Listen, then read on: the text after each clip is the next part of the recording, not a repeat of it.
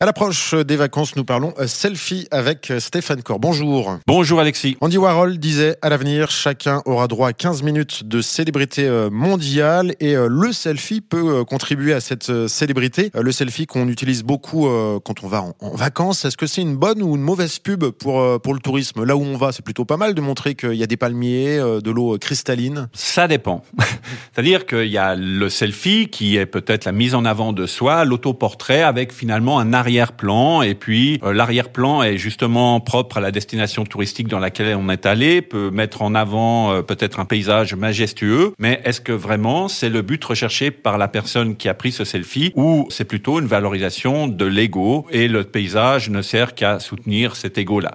Il y a d'autres démarches qui sont faites par des influenceurs ou autres, ou des gens qui vont raconter des paysages, des voyages, avec ce qu'on appelle du storytelling, c'est-à-dire des récits qui sont accompagnés par des images qui illustre les lieux dont on parle avec des détails, des choses intéressantes à apprendre ou à faire. Voilà. Et ça, c'est très valorisant en termes de promotion touristique quand elle est faite par des gens qui visitent les lieux. Mais je la distingue quand même du selfie en tant que tel, qui est plutôt pour moi souvent une mise en avant de l'ego, mais pas que. Il y a quand même des gens qui le font avec l'intention de partager des moments. Et ces moments sont aussi constitués par les expériences qu'ils vivent face aux paysages et aux lieux dans lesquels ils se trouvent. Et parfois, pour avoir le plus de likes possible pour son selfie, on peut aller dans de l'abus, notamment concernant les animaux qu'on peut rencontrer sur nos destinations touristiques. Voilà, il y a plusieurs considérations. Il y a déjà le fait que ça soit par le biais d'un influenceur ou que ça soit une photo un peu égocentrée, on amène des fois des gens sur des destinations. L'afflux de personnes risque aussi d'amener à une dégradation du lieu. On voit que certains lieux touristiques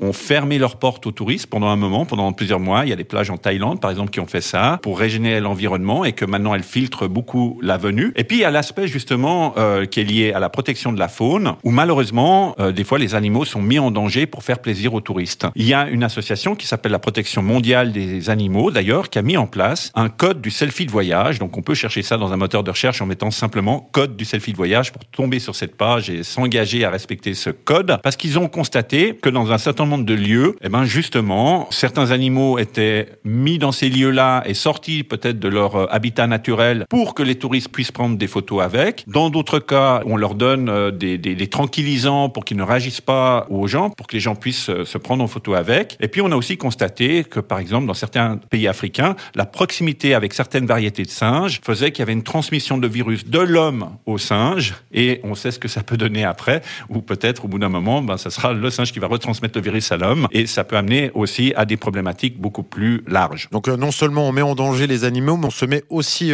en danger. Et c'est le cas parfois pour des selfies. On veut une position extrême et là on pense pas forcément qu'il peut avoir une vague et hop là on est parti. Voilà, chaque année des gens meurent. Alors des fois en se prenant avec des animaux, je sais pas si on se prend avec un ours en arrière-plan, l'ours court quand même à plus de 50 km/h, et même autour de chez nous, par exemple au creux du vent, des gens se sont pris en photo et sont tombés. On va terminer notre intervention, Stéphane, avec un conseil. Si on publie des photos de nous en vacances, faut se méfier parce que ça veut dire qu'on n'est pas à la maison. Tout à fait. Le fait de montrer qu'on est quelque part signifie qu'on n'est pas justement chez soi, et les cambrioleurs aujourd'hui scrutent les réseaux sociaux pour trouver leurs futures victimes. Donc, soit ne publiez pas tout de suite vos photos de vacances, soit restreignez l'accès à ces contenus, mais faites attention en tout cas à ne pas donner trop d'indications sur le fait que vous n'êtes pas là. Pourquoi pas une bonne vieille soirée diapo, en tout cas le selfie avec modération et réflexion. Merci Stéphane, on se retrouvera à la rentrée. Je vous souhaite en attendant d'excellentes vacances. De même, merci.